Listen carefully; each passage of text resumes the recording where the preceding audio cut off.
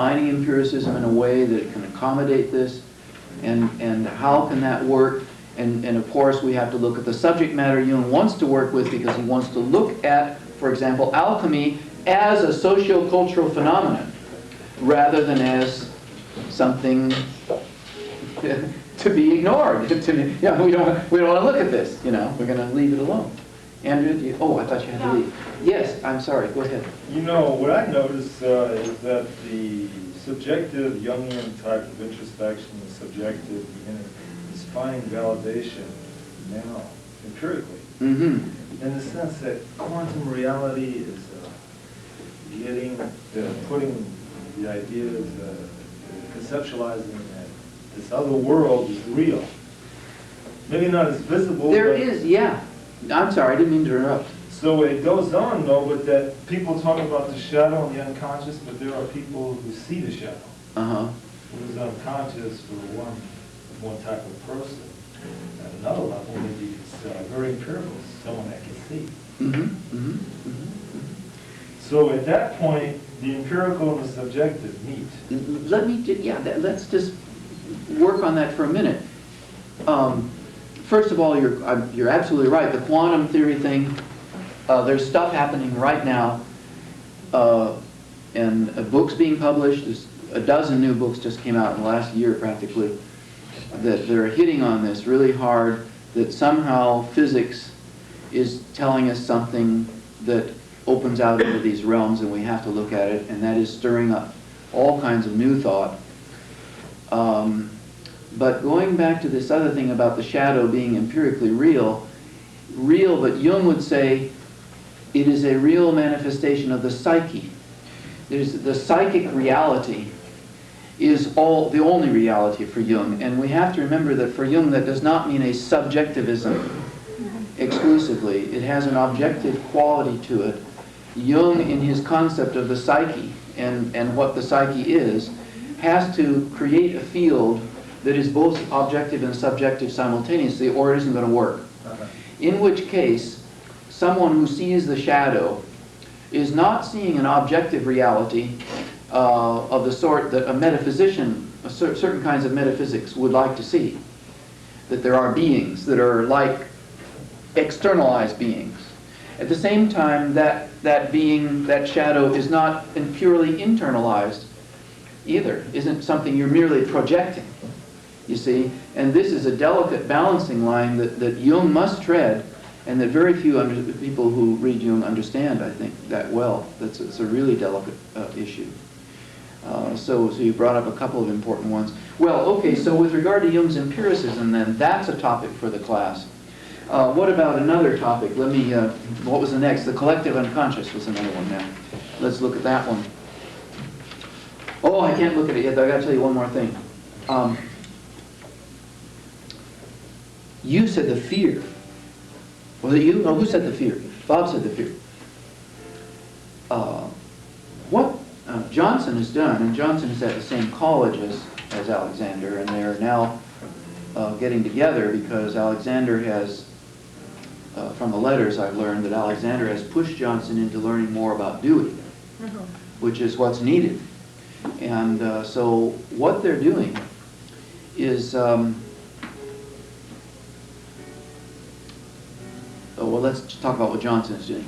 He has got the idea of a kind of pattern of behavior that he calls an image schema that comes from being embodied.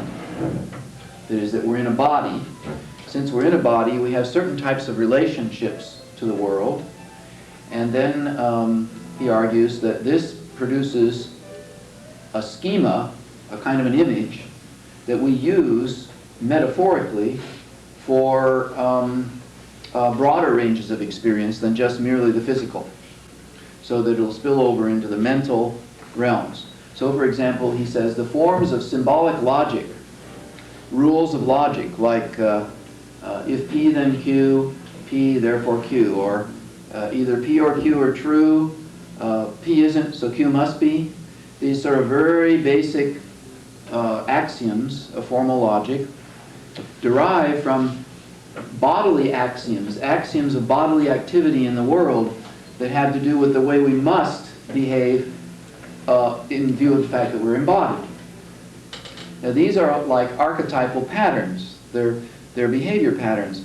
But in his book, he limits them rather severely to very simple patterns, like high and low are originally bodily distinctions based on the fact that we have upright posture and other such things.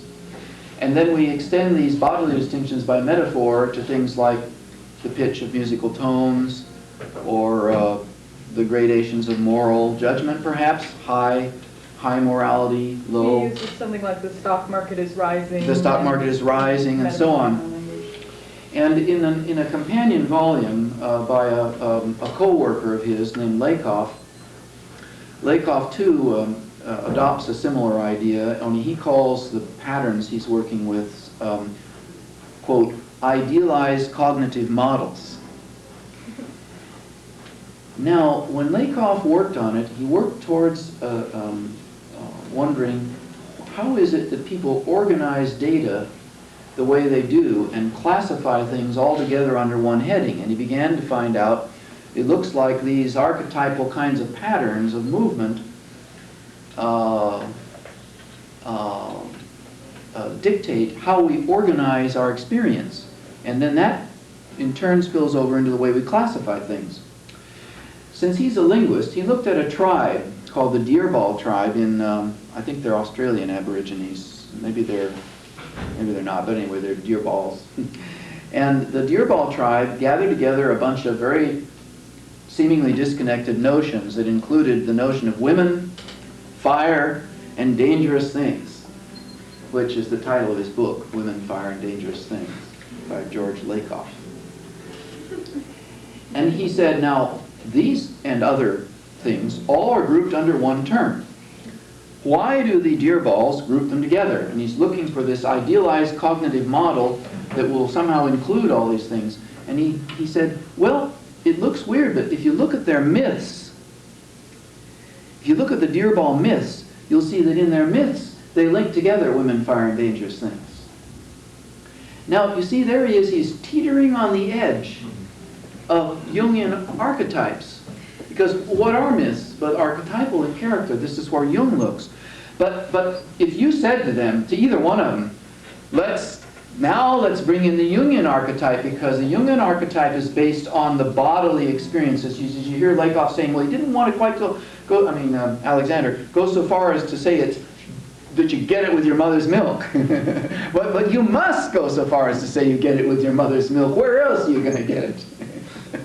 You know?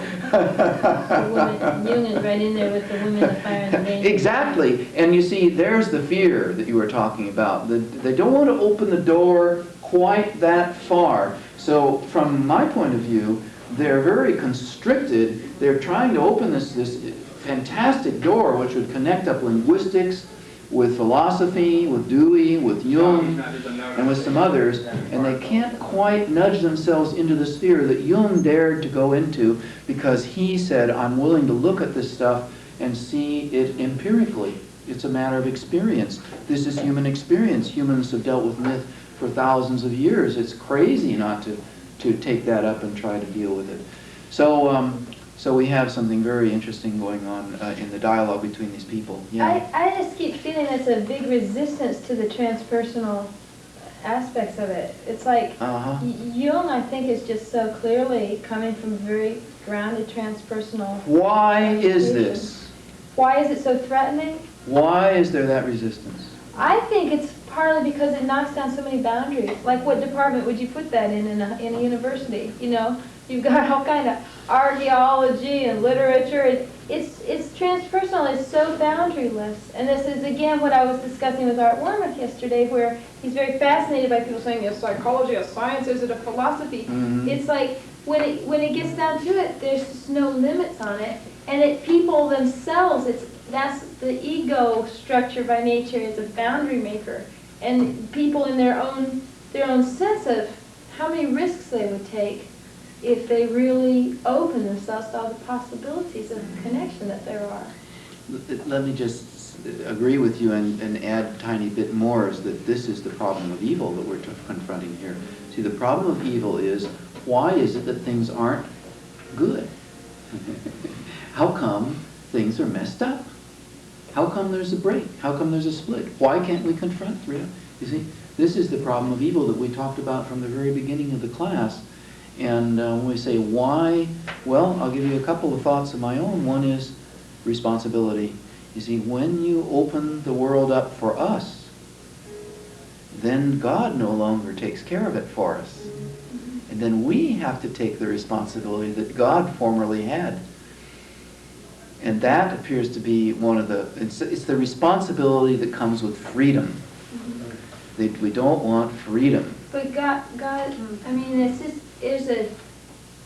he's like the Joseph Campbell films that were so incredible. They went through all these, one after another after another. Is if you take away the pairs of opposites, then you're like dead on the center. It's just what Jung said too, about to heal the world, you have to heal the split in your own psyche. Mm-hmm. And then to balance the opposites so that you really aren't seeing things. Like Rumi has a poem, in the field beyond the pairs of opposites. Those are ways of describing the same thing. What I'm getting at is the magnitude of it and how difficult it is. It's vast to realize that God, He really is, the kingdom of heaven really is. That's what we're saying. What we're saying is that you can't just change the curriculum in the university, for example.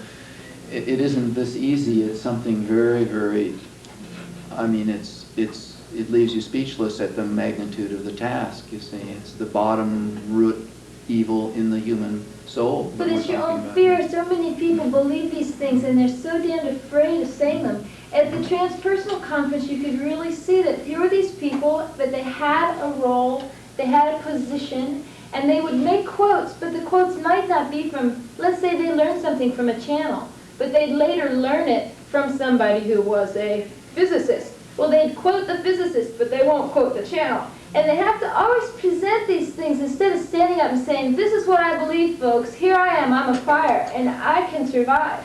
There's so many people that are quickly sweeping after themselves and keeping these blocks. But it will not happen that way. You know? It's got to happen where people can really stand there with no clothes on. You know, we used to do that. We used to do that. We used to do that. That's the way it used to be. Back in 1969, 1970. Back in 3,000, 4,000 BC. Yeah. Anybody ever hear of Morningstar Ranch? Well, I think that what we're seeing now is at least in part a reaction. The resistance is coming as a reaction to that. Exactly that. Because it was like it was let loose during that time, and the ego structures that not only individuals but of institutions were highly threatened. And not just and many just ordinary people also watching television, these phenomena taking place, were very frightened. So what we're doing here is relevant to all of these issues, and I feel this is a very rich discussion today. I'm really happy with what we're doing, even though we haven't quite tackled Jung's text yet, but that's okay, there's time, you know, and we want to see that in perspective, what we're dealing with. We're dealing with things on these levels, you know. This is not just some kind of a make-do course. So let's look at the other thing.